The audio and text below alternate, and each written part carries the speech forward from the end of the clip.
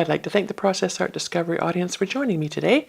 I'm Lynda Norman. I'm a watercolor artist in the beautiful province of British Columbia.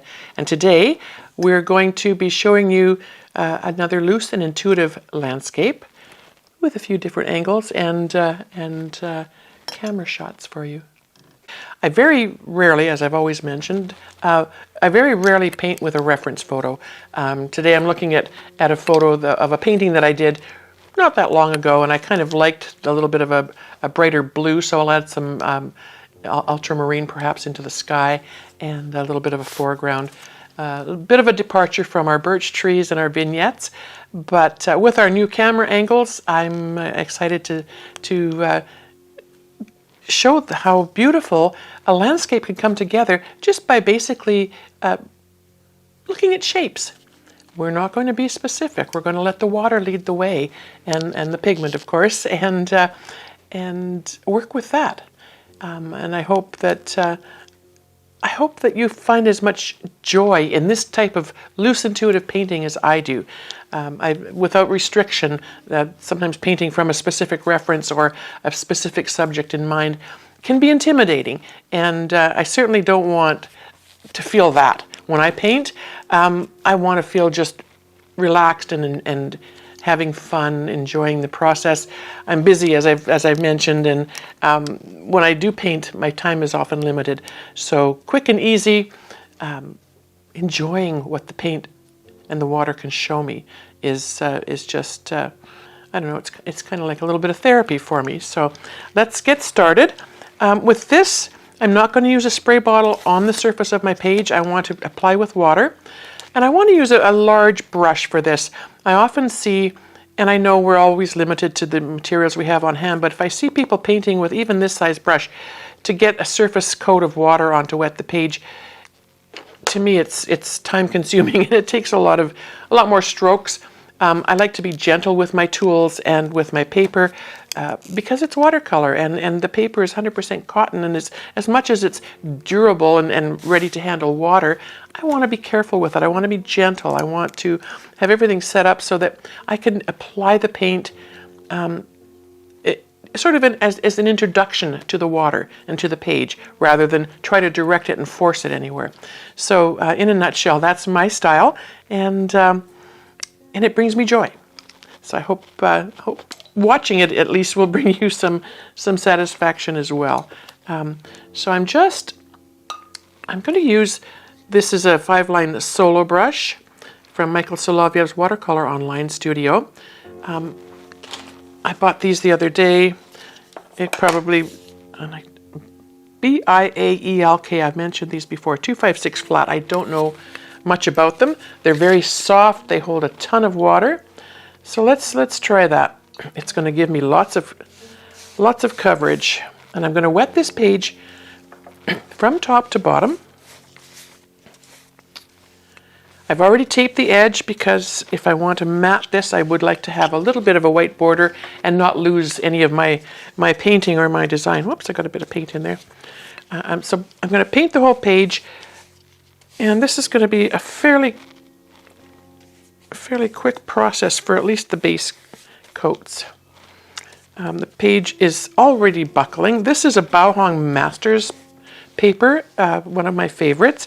But even on a block, which is glued on all 4 sides with a little opening for you to pry the paper off once it's dry, even on a block, it does tend to buckle up a little bit. That's fine. I like that it also adds a little bit to the movement of the paint on the surface. And once it's dry, if I've left it on the block, it dries right back to a flat surface. So I'm going to just wet the paper, let it sit. People who paint with watercolor and use pads or loose pieces of paper often will wet the back of their page and let it sit for a few moments so it soaks in, wet it again, and then flip it over and wet the surface of a board, like a Coroplast board or something that's quite smooth, and it's almost like a suction and it holds the paper down, and then they'll wet the top surface. That keeps their paper a lot wetter. It's sort of saturated all the way through with water, so you've got, probably doing it that way, a bit more working time with your paints. But because I'm a fairly quick painter, I'm not too concerned about that. So while that is soaking in, I will give my paints just a little bit of a wake up. They have been wetted earlier on another project, so I'm just going to make sure that they're juicy and ready to go. So with this, I'm going to start with a sky and clouds. I love making clouds. And typically I use Mayan dark blue for my sky. And so I will start with that, but I'm going to add, I think, if I go back to the painting similar to what I painted before, I added a bit of a lighter blue in through here. And because I've got ultramarine blue in my palette, I will use some of that. You could use cerulean or cobalt blue. Oh, there's all kinds of lighter blues, verditer blues, those kind of things. I read something the other day that cerulean is the color of the year for 2026, and it's harder to find day by day as more people are learning to appreciate that and incorporate it into their paintings. So if that's a color that you don't have and you want, you might want to get it on your wish list, because I understand it's in hot demand at the moment. I do have some somewhere, but I don't have it in my palette. I just noticed I have a little hair on my page, so I just wanted to get that off. All right, I'm ready to add my sky. So my palette is I've just freshly added the Mayan dark blue. So I'm going to touch my brush into it and then move that paint off to the side in my mixing well here in my little Art Accomplice palette, just because I don't want that heavy a load on the brush. I want the sky to be dark and moody a little bit on the perimeter, but I don't want it to be heavy and oppressing. So I will put this beautiful blue, just a light touch, all the way down. Sometimes I add a bit of quinacridone gold in the sky just to give a sense of a bit of light coming through, maybe with a bit of a sunset or a sunrise. So I will just touch barely into my palette and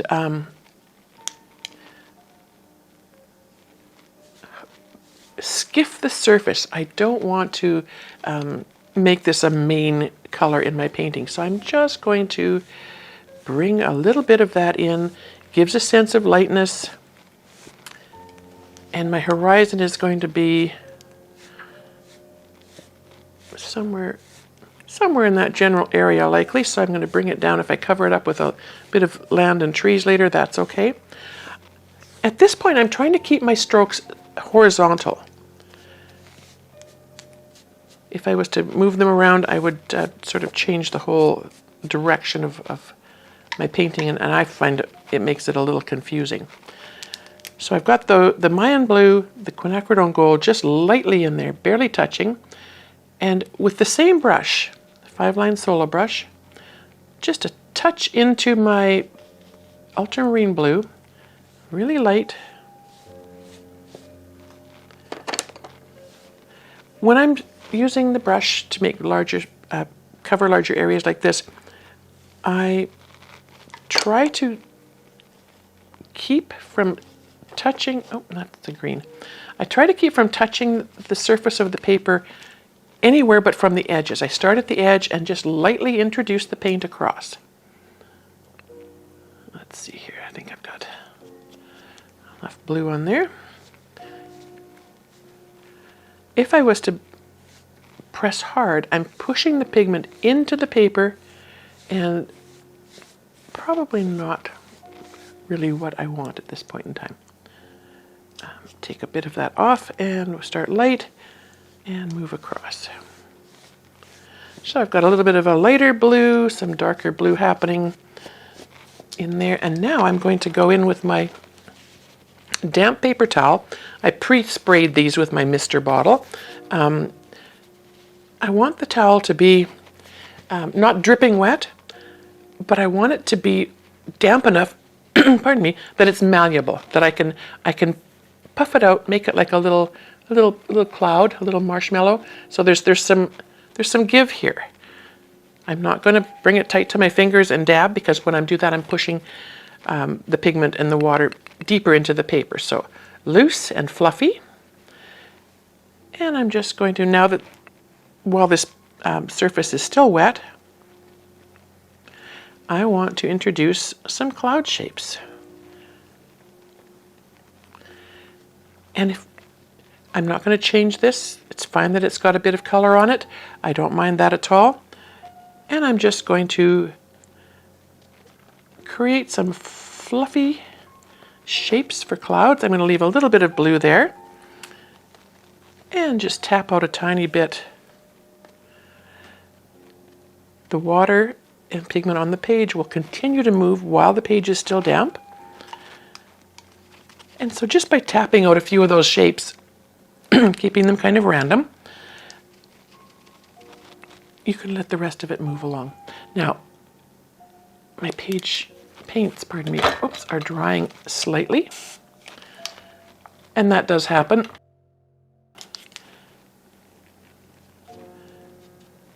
I'm just going to wipe this out because I put yellow in there and green, and I didn't really need that in. So I'm going to clean out that well a little bit. And I want to add some more ultramarine blue to the surface of this page, just to get a reflection of this blue here down into what I think is going to be a lake. So I'm going to put a little bit of that sort of at an angle.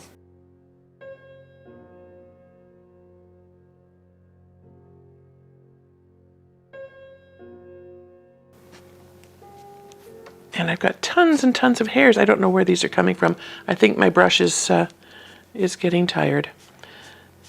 So yeah, I'm just going to add a little bit, trying to keep things horizontal. It's not always easy when the page is buckling and heaving, but that's okay. This will show a little bit of reflective area in the water.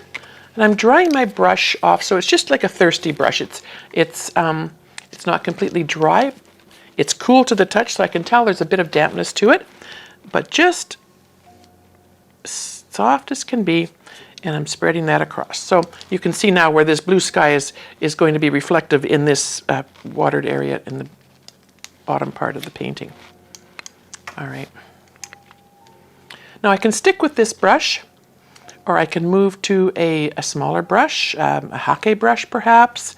I think for this one, I'm going to try this new brush that came in the same series as this bigger fellow.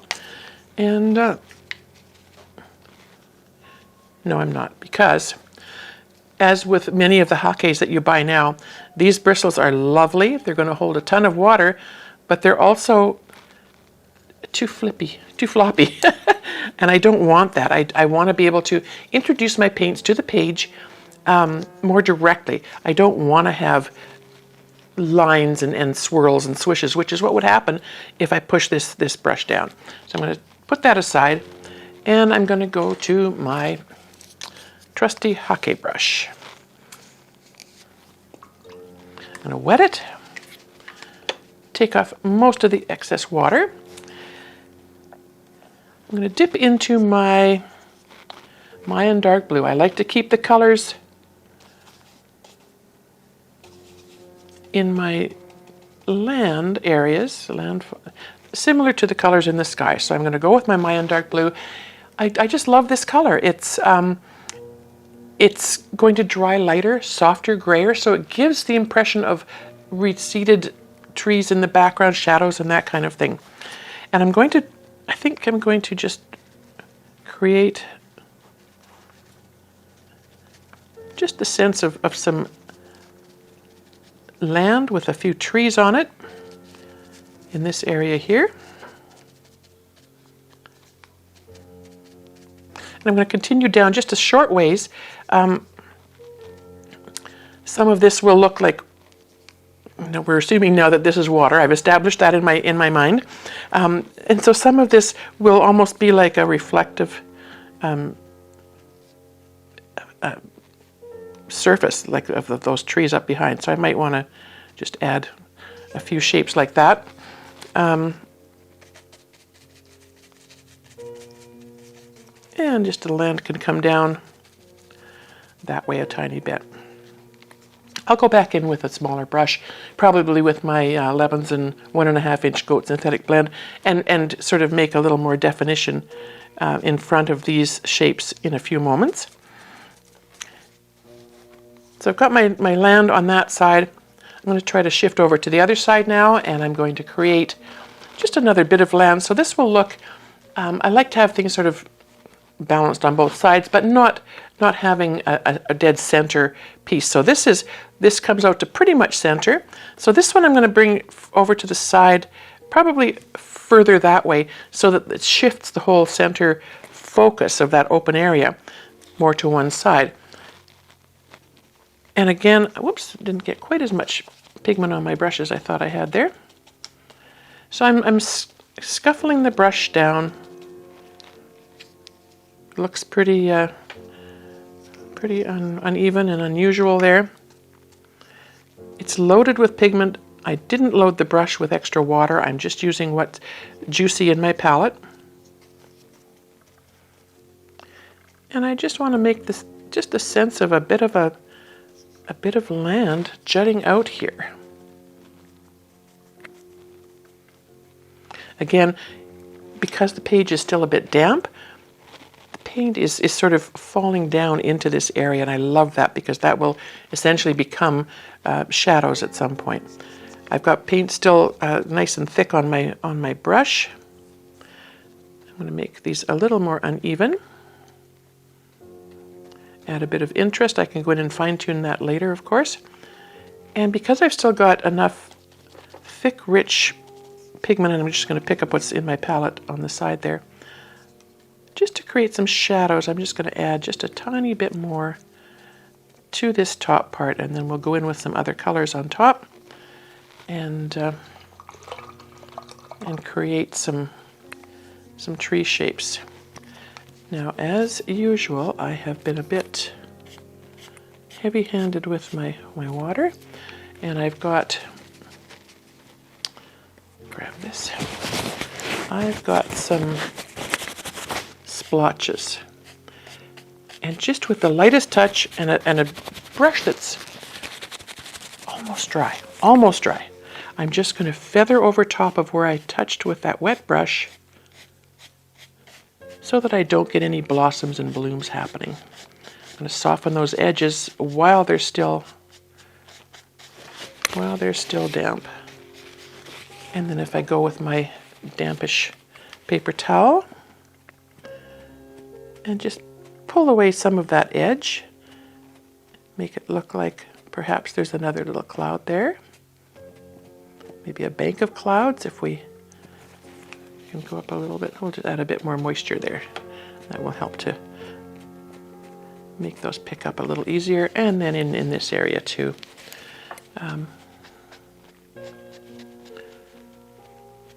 This is beautiful paper to work with. Some others that I've used when this has happened and a bit of heavier pigment has flopped off my brush and landed on the page, sometimes it soaks right in and becomes a blotch that has to turn into a bird or something. So I'm just going to soften. And here, because it's lighter, I do want to be sure that my paper towel is clean. And I can just soften some of those edges out.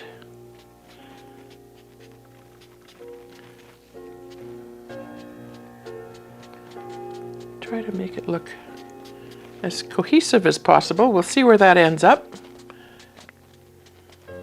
All right. Disaster averted, I hope. I hope. All right, I'm going to clean my Hake brush off now. I'm done with it for the moment. And I'm going to go to my Levens and 1.5 inch goat synthetic blend. This is my short-handled one. Most of what Tracy Levinson makes now are the longer-handled ones. People are finding that their handles are so lightweight that the longer handles are easier for handling, for if you wanted to use more length when you paint, holding at the end of the brush. Still get the great precision from close-up work, but and then the way that the canes, the bamboo canes, are grown, sometimes the shorter ones are not an option. So these longer ones are just as lovely. And I have to tell you, there's no concern about weight in the handle. They're all just as light and beautiful as possible. All right, so I've got a bit of time letting that paint sort of soak in. I'm not concerned there's a couple of kind of wonky and weird lines, but that's okay. I'm going to go now with my lemons and brush. I'm just going to pick up some of that wet, juicy paint in my palette with the undersea green. And here is where I like to work on creating just some green shapes that are going to sort of take front and center for now. We'll change that up a little bit as well. But I like to create just perhaps something that's a little more defined than we had in with the blue. So just barely touching. I don't want to load my whole brush up. There's no need for that. The brush itself will wick up as much as possible. And when I look at this, I think I love how this piece here is sort of diffused and moved out into that moisture on the page. And that could be a different type of tree than what I'm creating here with these evergreens. So this might be a little deciduous bush that's popped out with some nice bushy leaves and shapes. So we can leave that, but I will add my undersea green just in the bottom area of that area of paint, just so that it gives another layer of depth to that. And the same here. This is more like a shoreline, so probably these trees that are back here in the forest aren't going to be growing right up to the shoreline in this particular lake. So I just want to give a little bit of green depth to the bottom of those shrub areas. I'm using the side of my brush now, and I'm just encouraging that wetness on the page with that addition of the green to come down a slight bit. I'm going to rinse my brush. I'm going to go now into the quinacridone gold. Again, just touching the tip of my brush. And I want to just lay in here and there. The quinacridone gold, as you know, pushes everything away. It's got that beautiful density to it, and it's going to allow for some nice highlighted areas. So I don't want to put it all the way across. I just want it to be here and there. Once that's sat for a moment or so, sometimes I like to just lay my towel on top rather, and it just picks up a little bit of that surface and adds another layer of lightness coming through. So it gives you more options for shapes.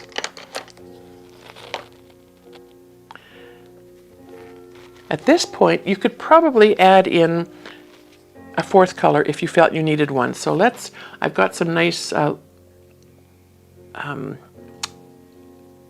is it, Lake of Ultramarine? So it's quinacridone rose and ultramarine blue. I'm just mixing the surface. I just freshly filled this palette today, so I'm not digging in there. I'm just moving the paint around a slight bit, making sure I don't get a sticky glob on the end of my brush. Now, because I've got these beautiful soft bushes here, maybe this is where I could introduce a little bit of the purple.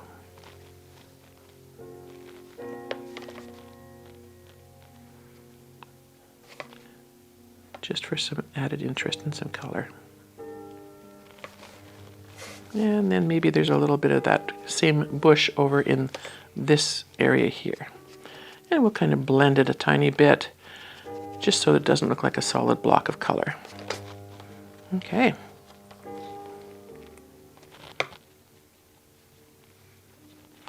So I'm going to leave that sit now till it softens and dries a little bit more, and I'm going to move over onto the other side of the page where I've got that basis, that nice deep blue, Mayan dark blue set in there. And we'll do the same process. We'll go, I'm just going to spread that water around there a little bit on my undersea green. It's still quite damp, if you can see the glistening on the page. So when I add this nice rich undersea green, it's going to push that Mayan dark blue away a tiny bit as well in that wetness.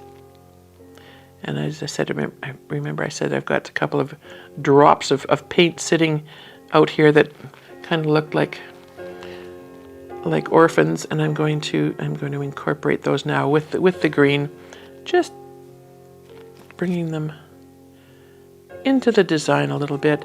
This guy here was I don't know, kind of rogue, so we'll just, I think, make that into another tree. And just so that he's not standing out there on his own, I'm going to go back into the Mayan dark blue a little bit and give him a couple of buddies. And these trees are pretty simple. Just wiggle and jiggle your brush back and forth if you've got a nice fine tip brush. We'll put another little guy in the background there and just change some of these heavier blocks of color into tree shapes. And then wash the brush, go back into the undersea green. As I'm touching the brush on the side of the brush, I've tipped the tip of the brush into the paint, but I'm going to use the side of the brush as well because there's moisture on the page. The Mayan dark blue pigment is still kind of wet and juicy, and I'm adding the green. You can see where the green, if I add it with the side of the brush, I'm almost bringing in another level of lightness. It's almost pulling that blue away a little bit. And I don't very often do this, but I'm going to bring that down a tiny bit into the water area here.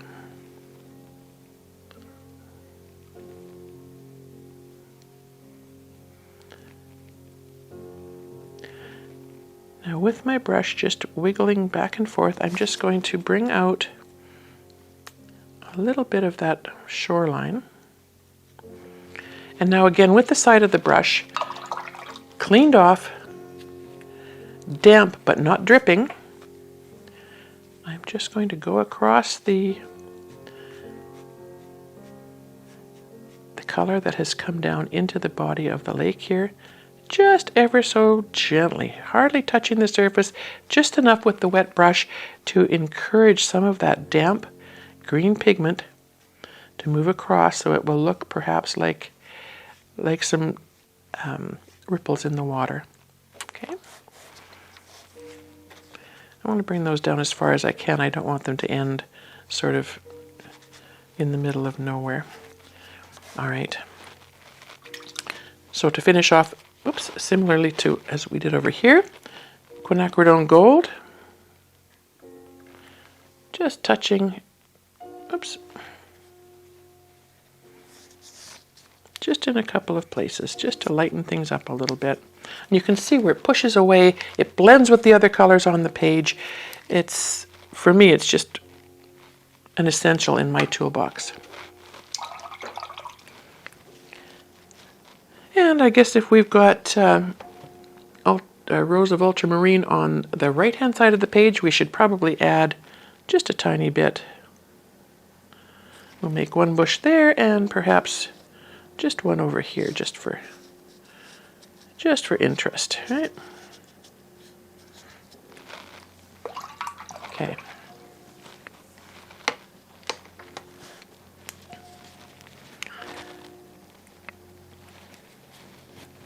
Now I could leave that dark, but I think because I laid the paper towel on that one, I'm just going to do that here just to lighten things up a tiny bit. Now here's where you can start to go back and fine tune. Okay.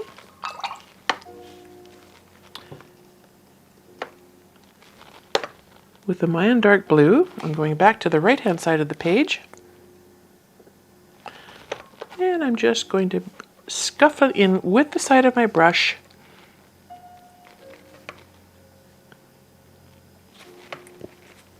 A little bit of shadow along that shoreline. And if I bring that down a slight bit, just so it's a little bit darker again. And perhaps this one, maybe this is a little bay here, and this will come out as, I don't know if I want that to be shadow. It's a pretty, let me just take a, maybe I can. I didn't want it to be such a large block of color for a shadow necessarily. So what I'm going to do is I'm going to go back in here, and I'm just going to lay in a bit of color. And I'm going to create another little jut of land there. So I've got my Mayan dark blue. That's pretty thick because of that thickness in my palette, but that's okay. We'll bring that down here and move it just a bit. And then same formula as before, we'll add in some of the green, Mayan or undersea green.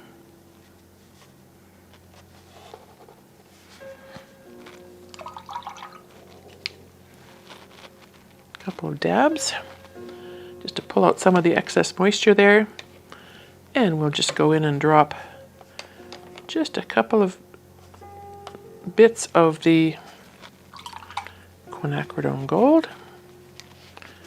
I think I'm going to just pick up some excess there, and then we will go in finally with a bit more of that rose of ultramarine.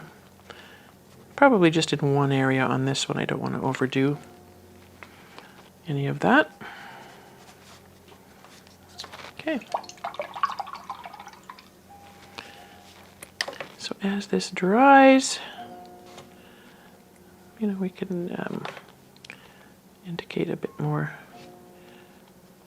shrubbery and tree shapes and things happening there. I'm going to just lay that down just so it picks up some of the excess off of that little jut of land. And then we will go in now with one of our brights. This is actually an acrylic brush. It's called a Bright, B-R-I-G-H-T. They come in various widths, depending on where you want to, you know, what areas you want to get into to clean things out. But I love them because the bristles are stiff. They're not going to hold a ton of water because you don't want to be adding more water, but you want enough moisture on the brush to be able to pull back some paint. So we're going to be lifting some paint at this point. So we'll wet the brush, dry most of it off, and when I do this, I really don't want a lot of paint lifted. I just want enough so that I can indicate where there's a bit of a shoreline. And here's where I'll leave some of these colors that have bled down into the bottom part, just because they're quite beautiful that way. You can pull your land out just to create the unevenness of a shoreline. With this lifting to create your shorelines, in order to create different levels and so you get that depth, you don't want to be doing this. I know shorelines look like they're curved, but if you move your lines horizontal, keep them small, you can join them later if you need to, and then if you move them down at different levels, you get that sense of depth. Okay? Now we're going to go back to the other side and do the same thing with this bit of this bit of land that's coming out here. And so I want to look at that, and I want to decide where that shoreline should actually be. So I'm going to start here with what I've brought out to the side. And by lifting just here and there, you can create that sense of depth. You could go in and, create a bit of a sense of maybe a little inlet happening in behind.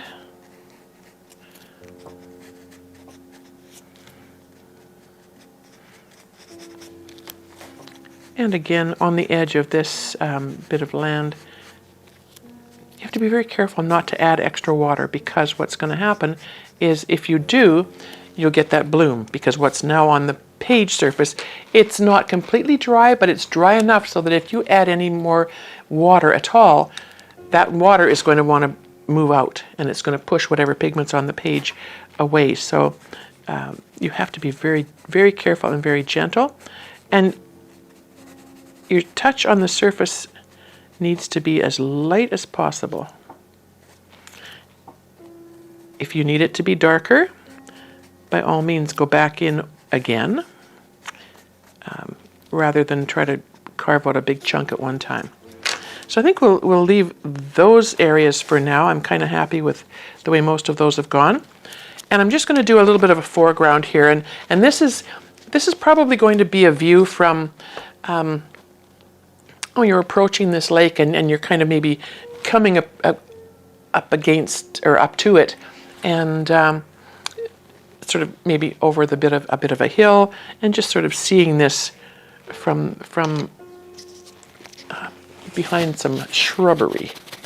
I kind of like that effect. It gives a bit more depth to the painting sometimes. So I'm going to make sure that my paints are wet and juicy. And we've got some lovely quinacridone gold. Maybe these bushes here, because we've got the gold and the purples, it maybe could be more of a fall scene, or I guess there's golds in some shrubs in the spring. I gravitate to the golds rather than the greens, because for me, often the greens get to be a bit bright and unrealistic, and greens are a tough thing to mix. If I'm spending a couple of hours in my studio and I've got the time, great. But for this kind of painting, when I'm just sitting and I'm enjoying the process of a quick landscape, I don't want to be worrying about mixing paints. So I'm going to take my hake brush, almost dry again. I'm just going to touch it one time into my damp, juicy paint. And I'm going to be making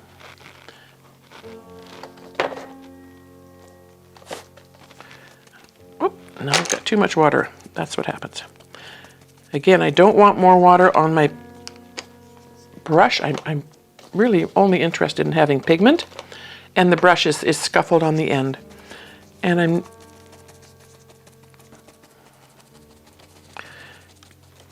just some rough, perhaps, who knows what these are.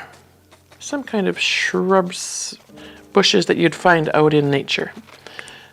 Here in BC, we've got all kinds of beautiful, beautiful little plants that grow up and have incredible looking leaves.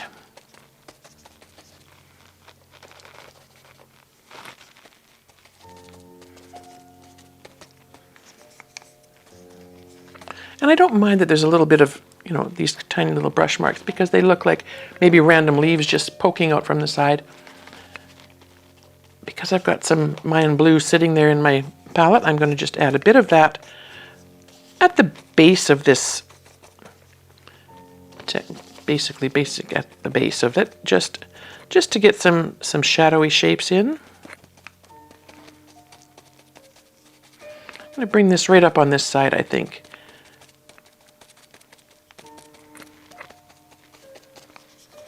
So I've done the reverse here. I put the green on first and then the blue. because I want those shadows now to be more forward because you're closer to them. At least that's my thinking on it.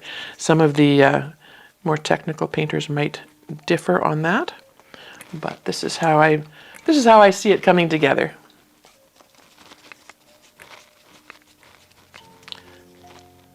And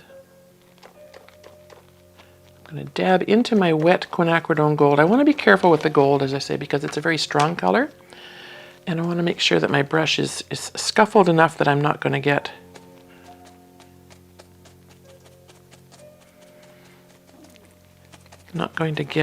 big blocks of color.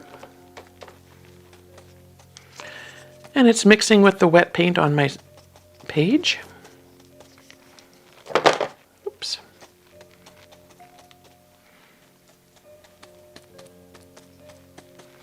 And these can be up and down and sort of all over the place, right?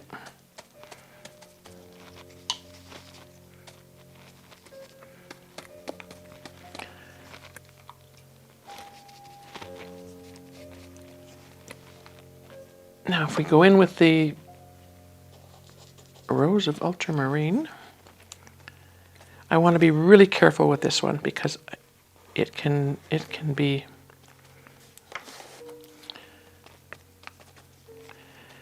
pretty overpowering, and I don't want it to be that much.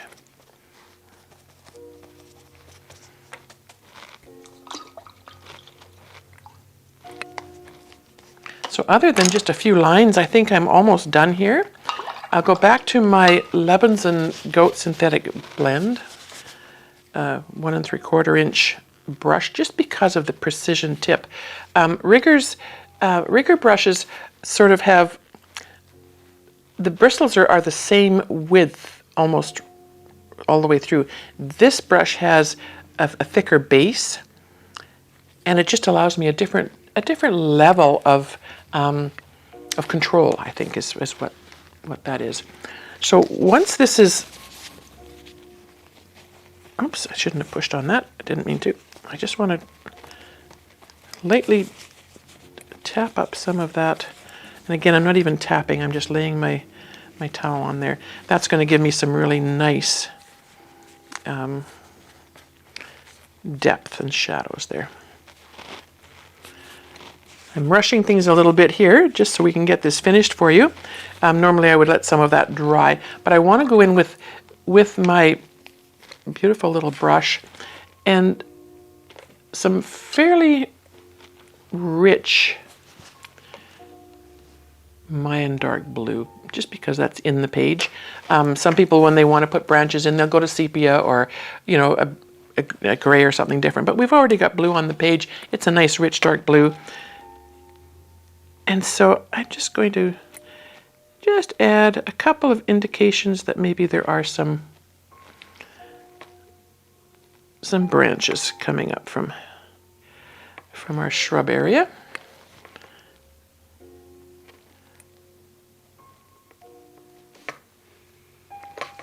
And you don't have to do a lot of these. You just want to maybe connect a couple of the little leafy shapes that have happened.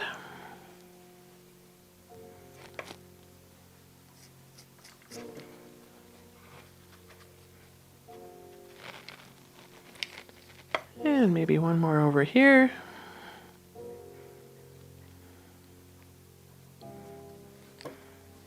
I'm softening the bottoms of these branch shapes that I'm making into the colors that are here, so that they look a little bit like shadows, perhaps. And just a couple of maybe some branch shapes, pardon me, coming on this side.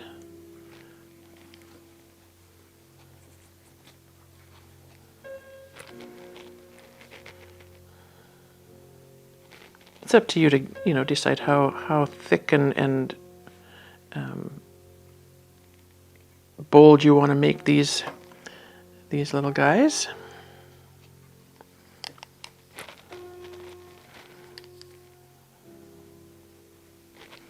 Just trying to make sure I get enough of that on my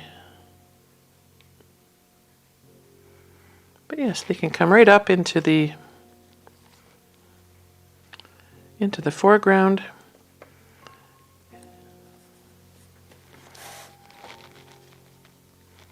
Keeping it with the Mayan blue keeps you... okay. One of the other things I meant to mention, and someone has asked me about this again, I suppose it's not absolutely necessary, but I use only distilled water in my studio. I use it in my spray bottles. I use it in my water containers. I just think it's important for me. It's part of my ritual, I guess. A lot of people say it makes a difference to how the paint goes on. It goes smoother with distilled water, depending on what part of the country you live in or part of the world you live in, and what your water situation is like. A lot of people have, a lot of minerals in their water that create problems. A lot of brushes, especially natural hair brushes, can have little like almost little barbs and different components to the hairs. And if you've got a heavy mineral water, calcium, whatever, it can start to build up inside there apparently and cause issues with your brushes. So there's some reasons for that. Some time ago I had a student, and she borrowed one of my acrylic palettes for a class she was taking, and they filled it with water from a laundry sink at the studio that they were at. And by the time she was ready to bring it back to me, it had molded. It was covered in mold. And she went and bought me a new one, which was really lovely. So that's that's something that could happen too, especially if you leave your paints wet and close them up. If you've got water that's not great, I don't know. And then also there's the chlorine issue. Some people have issues with that, with how it affects their brushes and their paints. So just something to consider. Some people let their water sit for 48 hours, same as when they're watering their plants. It sort of gets rid of the chlorine. That's an option too. But yeah, so those are my tips for today.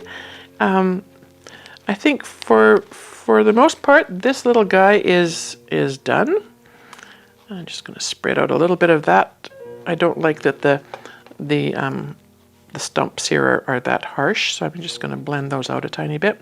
And essentially now what I'm doing is with the side of my brush is sort of dry brushing just to spread some of that color out. But there, in a fairly short time, you've got a nice intuitive watercolor. A little bit of interest in the sky, a little bit of light coming through, light play on the water. If I'd remembered, I would have maybe done some of the same cloud shapes there as I had done in the sky in the water area while it was still damp. I don't know that I can do that now. I don't think it's going to come out. So that would have been a nice effect to have the clouds reflected in the water more. But I think I'm happy with this. I might put something there to indicate a bit of a horizon, but I don't know. I'm sort of the mind of leaving a lot to the imagination, or a little to the imagination for you. So yeah, give it a go. Have some fun. Let the pigments lead the way. Put in a couple of shapes. Turn them into mountains, forests, shrubbery areas, and just play. I'd like to thank the Process Art Discovery audience for joining me today. I had a lot of fun creating loose and intuitive bits to create a landscape. If you've enjoyed what you've seen, we invite you to subscribe to the channel or head on over to the members area.